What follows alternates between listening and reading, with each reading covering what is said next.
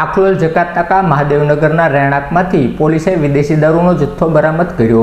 Bortalav police મથકનો staff પેટ્રોલિંગમાં હતો તે વેળાએ બાતમી મળી હતી કે આખલોલ જકાતનાકા વિસ્તારમાં આવેલા મહાદેવનગરમાં રહેતા કૃષ્ણદેવ ઉર્ફે કિશનભાઈ મનુભાઈ ગોહિલ તેમના રહેણાંકમાં વિદેશી દારૂ રાખ્યો છે। જે બાતમીના આધારે પોલીસે રેડ કરતા ₹30,530નો વિદેશી દારૂનો મુદ્દામાલ મળી આવતા આરોપી કૃષ્ણદેવ ઉર્ફે કિશનભાઈ ગોહિલ સામે ગુનો નોંધી આગળની કાર્યવાહી હાથ ધરી હતી।